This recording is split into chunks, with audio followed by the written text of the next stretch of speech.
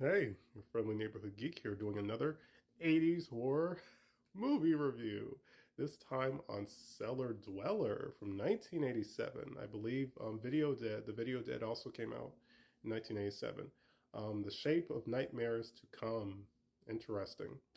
Yes, this was directed by John Carl Belcher. I'm not sure how to say his last name. And it was written Don Massini. Cool. Actress Deborah Ferrentino plays our main character. Dope. This also had Jeffrey Combs, who is a horror icon, I would say. He was very well known for the Reanimator um, film series. And, excuse me, for anyone, I'm a big Transformers fan. For anyone who grew up with Transformers Prime, I believe Jeffrey Combs played Ratchet in that show, which is really dope. Also, I didn't know this. I didn't recognize her. Yvonne DiCarlo was in this movie as a supporting character. She was the actress who played Lily Munster in The Munsters. For anyone who saw that show growing up or is even familiar with what I'm talking about, The Munsters was basically the Addams Family, but the Addams Family originated as, I believe, a series of comic strips, short stories, whatever. Um, I believe The Munsters was its own original thing made for TV. It didn't originate from something else. But yeah, she's in this. Um, so what is this about? Well, kind of like with the other movie, with the Video Dead, it opens up with Jeffrey Combs' character. He's some type of scientist or artist or something, and he's in this cabin, I guess, by himself. He drew this demon. I'm not sure if he was studying demontology or whatever. He drew this demon. The monster in this movie, or monsters, kind of spoiler, look really good. The costumes and makeup for the monsters look really, really good in this movie. Um, he draws the demon, I guess, assaulting, attacking a woman, and when he draws it, it comes to life behind him. Like, it materializes in real life. So of course he's like what? Like, I'm getting out of here. So he tries to get out of there. I think he manages, and this is in the cellar of the cabin. He gets out of there, um, but I think the creature is able to follow him or something. And I'm not sure if he survived to get K-worded. It was kind of left up in the air what happened to him. But we don't see him for the rest of the movie. Jeffrey Combs is only was only in the opening, um, and then we get to Deborah's character, Whitney Taylor. That's her character's name. So we get to Whitney. I'm not sure why, but she travels to the cabin. I'm not sure if it's for work,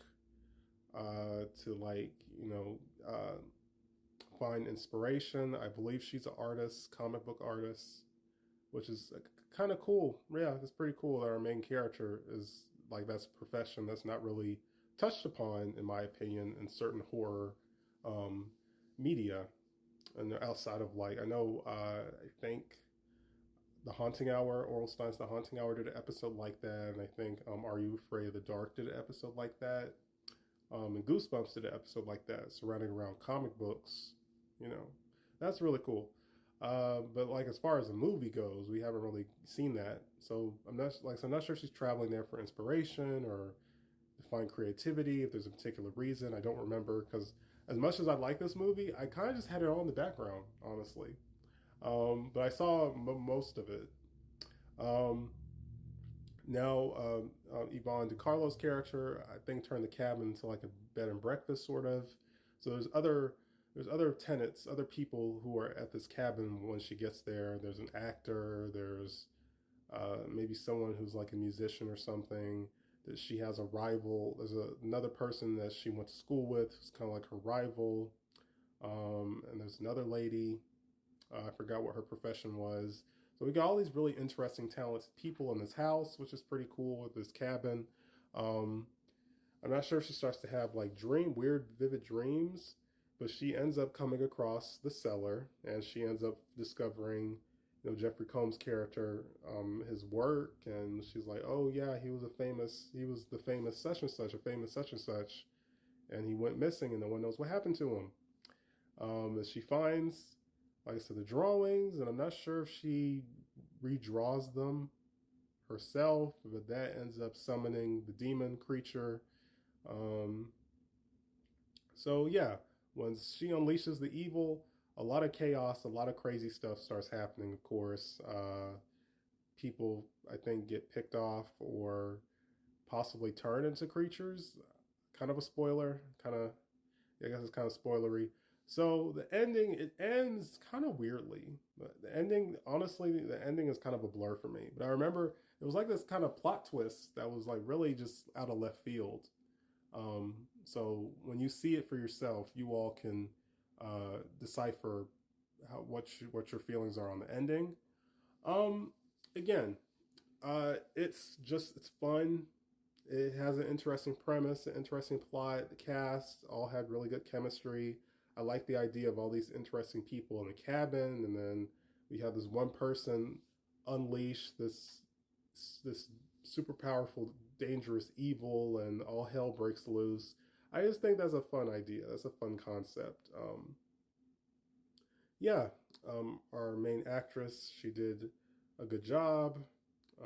Everybody, all the supporting characters did a good job. Like I said, the creatures had a really fun and cool design, really neat.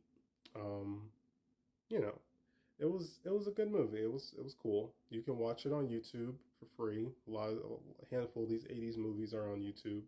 Um, so I recommend it. Not sure what the next video is going to be. I want to do a part two to the Spider-Verse video, like why certain spider people wouldn't be brought into the society. Like what would be held against them for why they wouldn't have been considered, or why they wouldn't have been brought into the society, Spider Society. I want to do a part two of that because that was a lot of fun. I really like just gushing about Spider-Man and all that stuff. Um, I'm sure I'll come up with something. Again, there are some re-reviews, some older videos that maybe didn't get a lot of viewership or likes. I could, do a redo of some of those topics, and they can be better quality, stuff like that. So, I don't know. Stay. You'll just have to see. Yeah, you'll just have to see. But stay tuned for more. Like, comment, share, and yeah, peace, you guys. Hey, your friendly neighborhood geek here, doing another. Oh my goodness, very wild 1981 adventure comedy thriller movie. I honestly don't know. This movie, so we're talking about Roar, which I love the name. I love the name and the lion in the back. So it gives you an idea. We're talking about an animal oriented movie. I love animals. Cool. Um, so this movie is one of the rare situations where the backstory behind the making of it is more interesting and entertaining than the movie itself. Um, I saw this randomly on YouTube, looking for movies to watch, trying to watch something new that I haven't seen yet, and of course gives me ideas for um, movies to review or make content on. And I stumbled upon Roar, and I was like, "Oh, okay, why not? Let me just see what this is about." Yeah. This was directed by Noel Marshall. Um, and it was written by, which I find this very interesting. I don't know how truthful this is, but this was written by Noel Marshall and Ted Cassidy. Ted Cassidy was the actor who played Lurch in the original Addams Family TV show. He was also Godzilla in the Hanna-Barbera cartoon, um, and did a lot of other voice acting and other on-screen characters. I just think that's really interesting. So I wonder if they were friends with each other for them to have wrote the story together. Um, Noel's Marshall. I have an uncle named Noel. Um, Noel Marshall's wife, Tippy Tapey Harden. Not sure how to say her name, but she was the actress from the movie The Birds with Alfred Hitchcock's The Birds. She played the main character in that movie. Another good thriller, classic kind of thriller, slight horror element movie. Very classic piece of cinema. Worth watching if you haven't seen it. Um, so she's in this along with her real life daughter, and uh, who I guess is Noel's stepdaughter, and Noel's two sons. They're in this as well. So, they had their family play. I mean, the two of them, and their children played a family. They all played a family in this movie, which I thought was really wholesome. That was cool. Uh, so yes, you see up there. No animals were harmed in the making of this film. 70 cast and crew members were. Yeah. It says the most dangerous. Let's see, the most dangerous movie ever made. Yeah, I won't read the last part. Yes, this is considered one of the most dangerous movies ever made. Watching this, I thought that, they had trainers on set. I thought, all the animals were properly trained and everybody was, I was convinced that, everybody was straight. Nobody was in danger. Nobody got hurt. It was all just scripted, acted stuff. Well, that wasn't the case.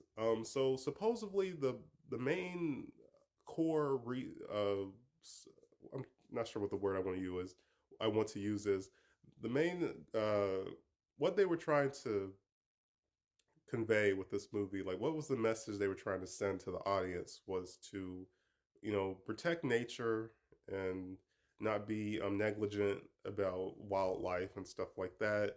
So the director and his wife, um, I guess this was the idea they had together, and where they filmed it was in California, one of their pieces of property in California. I was convinced that it took place in Africa. Movie magic for you.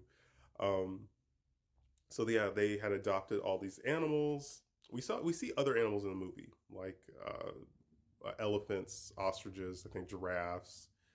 Um, I'm not sure if they adopted those animals as well, but they adopted a lot of like panthers and jaguars and tigers and lions, like so many big cats, were in this movie. So if you're a cat lover, you might like this. And of course, they adopted these animals from like circuses and other places, and a lot of people like proper trainers and stuff were like, this is very dangerous. You can't have all these wild animals all in one space, especially these different species of big cat like tigers and lions and panthers.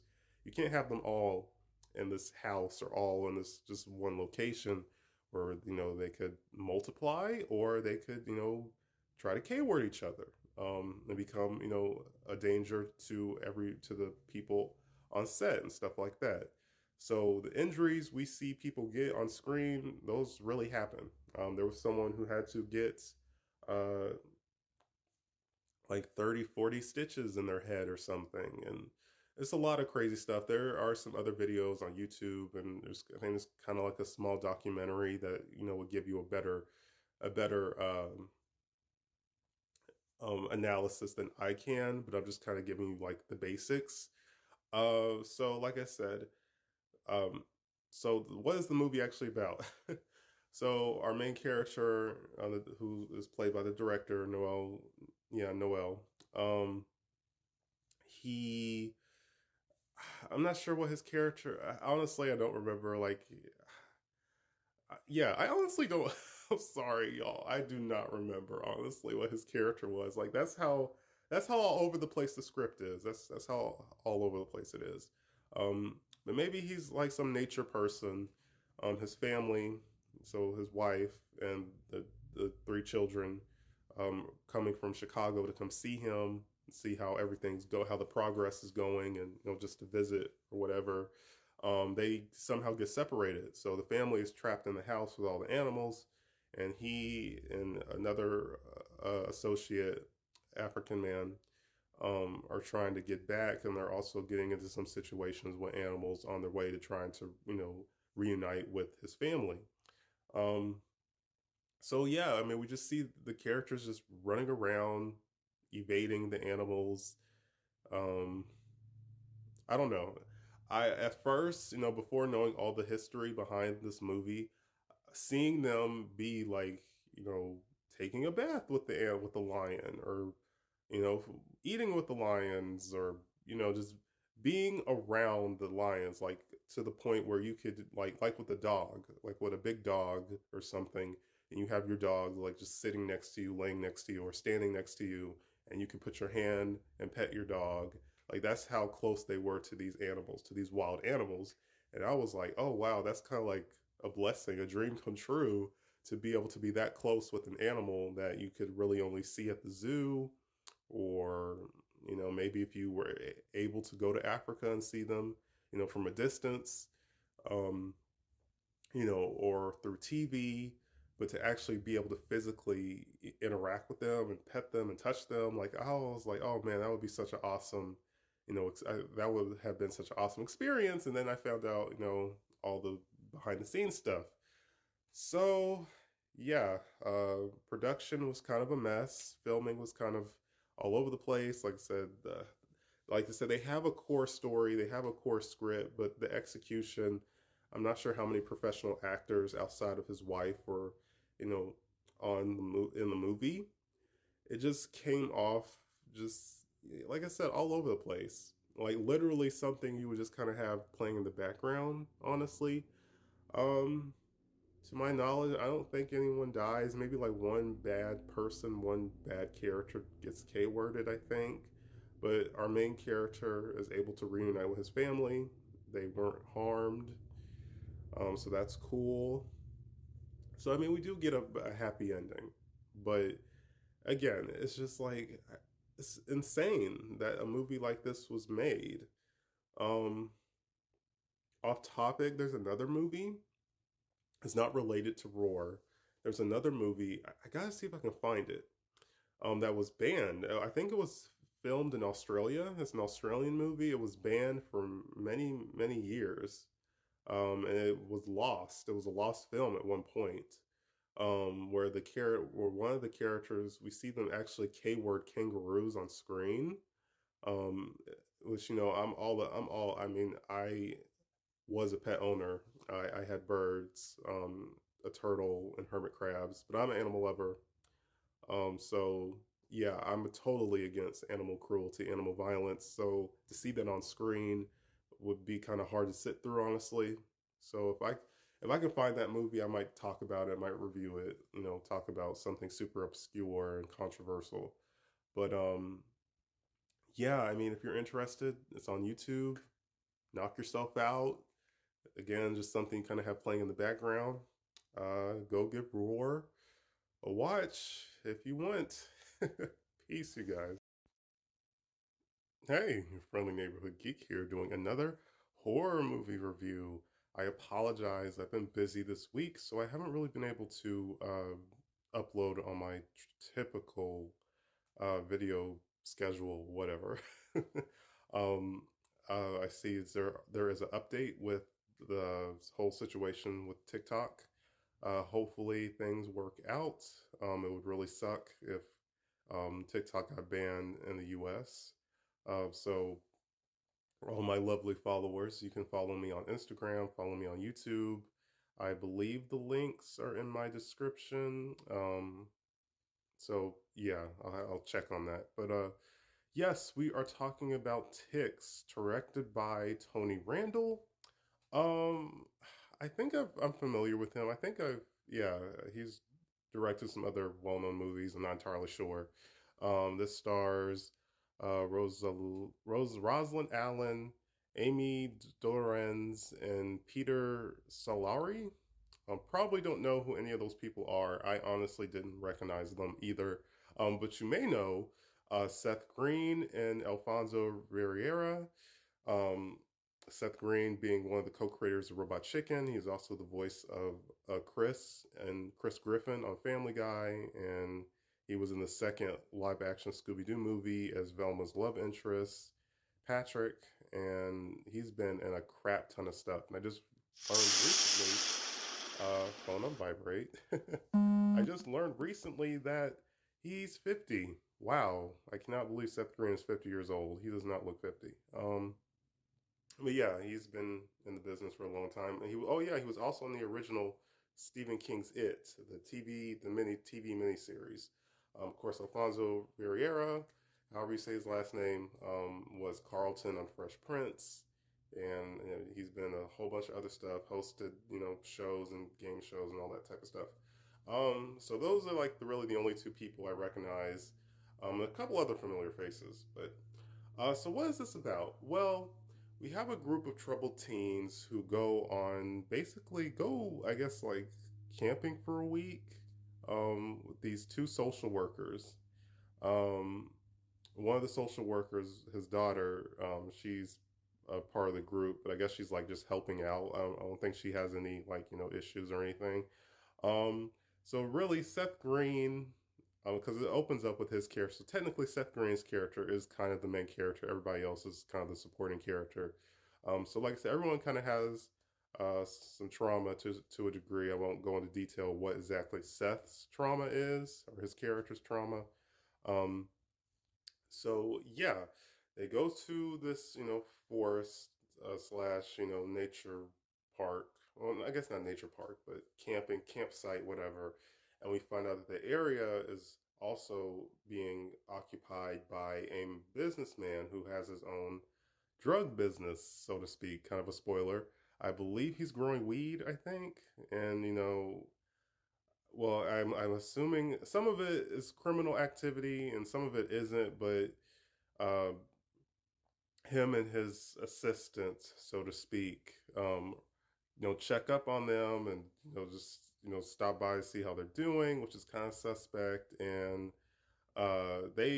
I mean, they're the human antagonists of the movie. They do a lot of bad, shitty, crappy stuff to our characters and just in general, as as the movie goes on. Um,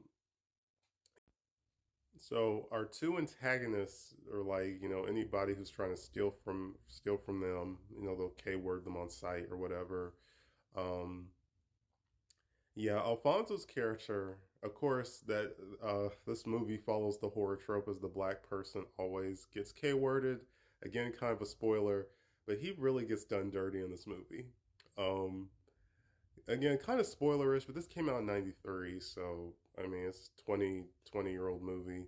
Um, he had a dog that he brought on the trip. The dog, if you're a dog lover, pet owner, animal lover, yeah, the dog doesn't go so well for doggy dog. Um, so his dog, something bad happens to his dog. Then he tries to run away because of reasons I won't get into. Then he gets attacked. Um, I won't say by who or what. So then he's injured. He gets jumped. He gets shot. He gets stabbed, and he probably gets the worst kill. Like his kill is the best kill in the movie, but as far as like the characters go, he got the worst death. Like yeah, like his death was the worst out of any character in the movie. Um, and I just thought that was overkill. I honestly thought that was overkill. Like, damn, y'all just really, you know, threw him through the ringer, or however you say the metaphor. Like, I was like, Jesus, Carlton, y'all did Carlton dirty. Oh my goodness, it was like I said, it was overkill for me, but it was still entertaining. It was still cool, but like I said, he was the only kid or only teenager in the group that got K worded pretty much. Again, kind of a spoiler, but 20-year-old movie. So some other shenanigans happen. Of course, they start noticing ticks.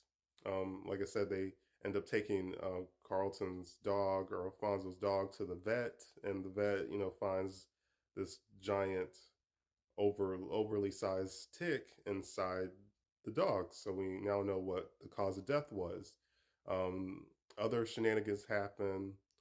We find I won't spoil how the ticks grew to be like the size of like a grapefruit basically.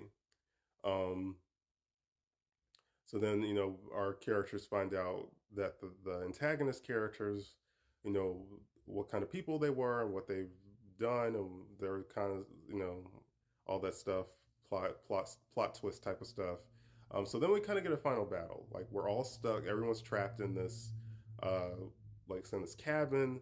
The creatures, or not creatures, the ticks are like invading. They just everywhere, just surrounding everywhere. Like it's not even safe to go outside. You can't even go outside without being attacked. Um, and again, a lot of shenanigans happen. A lot of shenanigans happen. again, we get a final, I guess, escape scene. They're all trying to escape. I guess again, spoiler: the antagonists do get what's coming to them, but I won't tell you how it happens. But it was just like, yeah, that's what you get, you a holes. So that was fun. Um, I mean, the practical effects, the ticks themselves looked really cool and nasty and all that good stuff. Something you would want in your bug horror movie. Again, it was fun. It was cool. I liked the cast. The concept. The story was cool. I don't know if I really say it's a slow burn. I don't really know if I could say that. It started throughout, like, as the movie goes on, it starts the the scary elements start to pick up. As the movie goes on, and it ends kind of.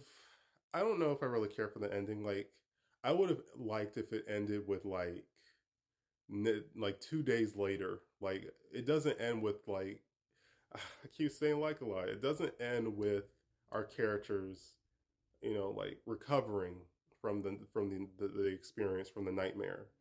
Like, I want to know what happened to them. Did they, heal from their trauma? Did this just add more trauma to what they were already dealing with? Like, are they all still in contact with each other? Like, stuff like that. It just kind of ends with, oh, one of the ticks survived. Ooh, like, okay, cool. I guess I would have preferred to have seen the characters at the end instead of another tick. Kind of spoiler. Um, but I mean, yeah, it was cool. I enjoyed it. You can watch it on Freevee, or you can watch it on YouTube. Again, it was cool to see Seth Green and Alfonso as like teenagers, young adults in a horror movie. That was really really cool. Of course, I think that was Seth's second horror movie. I think he may have done a few. I'm not sure, but yeah. Like, comment, follow, and stay tuned for more. Peace, you guys. Hey, your friendly neighborhood geek here, doing another horror movie review, another 80s horror movie review. Um, 1981's The Pit. Interesting. It says at the very top, Jamie wouldn't kill anyone unless Teddy told him to. Interesting. Yes, I'm not sure, but this may have been based off a novel. I could be wrong. There's a few reviews on YouTube who might be able to back me up on that. This was directed by Lou Lumen and Ian, and written by Ian S. Stewart. Um, our main character Jamie was played by Sanders Snyders. Interesting. He did an excellent job. Sam did an excellent job as the main character, as Jamie. He really carried the movie. Um, so like I said, what is this about? Uh, hmm. So Jamie is a very kind of disturbed and weird. I don't know if I'd say weird, but yeah, I guess you could kind of say weird. He's just very different from everyone else. I'm sure growing up, there was always, the weird kid, the kid who was different, introverted, stuff like that. Um, of course, back then, a certain society that could have been looked down upon, or it could have been looked at as something's wrong with you, when in actuality, maybe there really wasn't anything wrong with you. That was just your personality. Um, so he's kind of treated negatively. He kind of has bullies, and some of the adults see him as, disturbed and weird, and don't want their children associating with him. Um, and he finds this pit, which has these. I forgot I think they call them troglodytes, which I think is a real scientific name for certain species, like from like a billion, however long ago, when dinosaurs and excuse me, when dinosaurs and cave people, walked the earth. So he finds a pit that's filled with these prehistoric creatures, beings, whatever, and they're meat eaters. They might also be cannibalistic. I'm not sure. So he I think he starts feeding them, and he starts feeding them the people that he does not like. So bullies, adults he doesn't like, who he's been treated negatively by. Um, Kind of a spoiler, but I believe his parents go on a trip, and they leave him with the babysitter, and he starts falling for the babysitter and trying to watch her. I think while she sleeps and while she bathes, and trying to touch her inappropriately and stuff like that. And at first, she kind of sees it as being innocent, and like, oh, he's just a little boy, preteen boy. That's normal.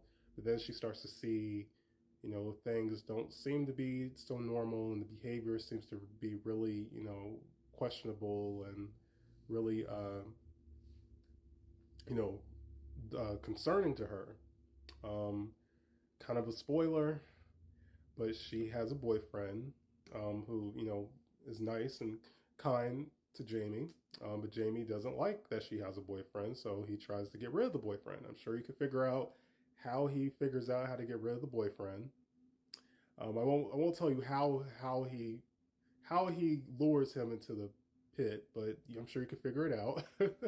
And of course, she's upset, she's heartbroken, and I'm not sure if Jamie comes out and tells her, like, I was the one who killed him or not, but he ends up showing her the pit, and his relationship with the babysitter doesn't end so nicely, doesn't end well.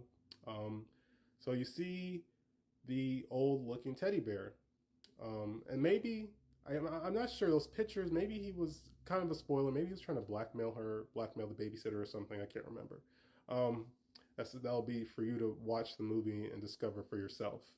So the teddy bear, there are scenes where when he's alone in his room playing, the teddy bear is talking to him, but it's in uh, like his voice, like kind of an exaggerated version of the character's Jamie's voice.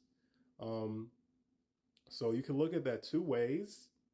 That you know he had some mental stuff going on, um, and that conversation was just taking place in his head. But as the audience, we see it as the bear is talking back to him. Or you could see that as somehow the bear was alive, or sentient, or supernatural, or some crazy shit like that. um, yeah, that the bear was alive, and the bear was talking to him and telling him to act out these killings, like telling him, yes, they were so and so was bad to you. They deserve to be punished. You should punish them. Lure them to the pit or whatever. Like, that's the type of stuff the bear was saying to him, which is very disturbing. And I like that though. But like I said, it makes you wonder: is this taking place in his mind? This conversation he's having with himself, or is the bear actually talking to him? So I like that aspect. Um, so, oh boy. So some other stuff happens. I won't spoil. The police are able to find the pit, and again, it's like these are prehistoric creatures. They should be studied and analyzed, and like, how have they been able to survive? Being alive, being stuck in a pit for all these years and not have been discovered. Like, that's a huge scientific, it would be like a huge scientific achievement for the world, for history, the science community, all that stuff. Nope, the police just just gunned them down, just K-word this prehistoric species, um, which is kind of funny and kind of fucked up. So kind of spoilerish again. To a degree, Jamie kind of gets away with it. To a degree. And then we kind of get a plot twist ending. I won't spoil that, but it's like, oh shit, I wasn't expecting that. So he gets away with it, but he kind of gets his comeuppance. Uh, but I won't spoil how what happens to Jamie by the end of the movie. So in a nutshell, it's fun. It's a good movie. It's kind of a slow watch. I kind of see it as psychological Like it has psychological horror elements and I guess like traditional monster horror elements, themes.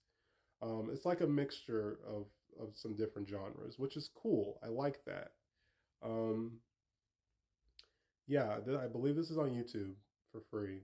Again, if you like this era of horror movies, if you like psychological horror, whatever, definitely worth your time. Like I said, there's a handful of playlists on YouTube of some really awesome 80s horror movies. And then there are some really forgettable ones. Like when I did Freak Show, I checked that video out. That was very obscure, not that great. It was a horror anthology. I think I did Satan's Storybook, which had a very awesome title and a very awesome concept, but the quality and the execution was not that good. I did Guzu, which is like a Japanese horror movie. It's like an hour. That had some weird history to it. That was really weird and bizarre um, and obscure. I'm trying to remember. Night Terror. I love that. That movie is so much fun, but again, it's like a just low budget horror anthology. You know, it's but Night Terror again. That's on YouTube. That's just it's fun. Something about I don't know. I just love these movies. They just I don't know. They're very therapeutic for me. I just love this genre of horror. You know, before CGI, all that stuff. So yeah. But again, I recommend The Pit. Check it out if you're interested. Highly recommend it. Peace, you guys. Hey, your friendly neighborhood geek here, doing another brief anime OVA video review, this time on Devilman for the second time. Yes, I've talked about Devilman before, one of my favorite anime characters, um, period, like my top 10. Devilman was created by Go Nagai. I believe he's still alive and kicking. I'm not sure if he still makes manga. I'm not sure if he's retired or not, but Golden Guy created a lot of cool Japanese characters. He has a very, distinctive art style. Cutie Honey, Iron Version Jun, Mazinger Z, um, and I'm sure I'm probably missing some other well-known ones. So a whole bunch of other kind of well-known anime properties or characters. Um, but Devilman is kind of considered like a dark fantasy. The original um, book is very dark. I won't spoil it. The ending is good, but it's like a very grim ending. I won't spoil it for anyone who's curious and reading the manga. Um, I am a fan of the third OVA, which sadly didn't get a part four because I believe the director for the third one passed away. Um, my favorite OVA is Devilman Apocalypse of Amon, which came out in 2000, I believe. It's very dark, very dark. It's probably um, the darkest adaptation. Um, I guess I don't know if it says a dark. Yeah, I guess I could say it's the darkest anime adaptation that we've gotten. It's darker than Devilman Crybaby, which I like Devilman Crybaby, but I felt like they were trying to make it too modern, in my opinion. But I really did like the character designs and everything like that. It's dark, like I said, darker than Devilman Crybaby, and it's darker than the first two Devilman OVAs, The Birth and uh, Demon Bird, I believe. Um, I did a review on that one like a couple years ago. So if you're interested, you can go watch my review on the Apocalypse of Amon. Um, yeah. So like I said, we had two OVAs. I believe it was the first one, The Birth. Devilman The Birth was in 1987. I'm not sure when the second one came out. Um, there was also, for those curious, there is a PS1 game, but sadly it's Japanese only, but it's kind of a beat 'em up. The first level is more of like a horror stealth, like for anyone who ever played Amnesia: The Dark Descent, the first level of Devilman is kind of like that, where you basically have to like sneak around and evade the enemy because um I believe Akira, however you say his name, Akira Fudo, our main character. In the opening level, he hasn't gained his Devilman powers yet, so he's basically, powerless. So if you get caught by the monster, you could easily get K-worded. But after the first level, it becomes more of like a horror action beat 'em up. Like you're still not invincible, but once you become Devilman, you're slightly invincible. Like you have a lesser chance of getting killed because now you're Devilman. You can fight and defend yourself. But the game is cool. The game's okay. I say maybe watch a review or watch some gameplay before deciding to play it. And again, like I said, Japanese only, but for the most part, you can use a walkthrough to figure out how to progress if you're curious. Um, yeah, so like I said, the first one, the birth, basically is our origin, how Akira became Devilman. We see him in high school with his love interest slash female friend. Um, I forgot her name. Oh, it's gonna bother me. I forgot her name. Um, oh, Miki. Yeah, her. She has a cute name, Miki. Um, he gets hassled by some bullies. The English dub is good. Yeah, the English dub is good. But some of the delivery is kind of funny, kind of cringy. Um, so Miki kind of saves him from the bullies. Yes, his female friend is saving him. He's kind of an introvert, kind of shy. I mean, he's never been in a fight before. That changes when he becomes, he gets his Devilman powers. But um,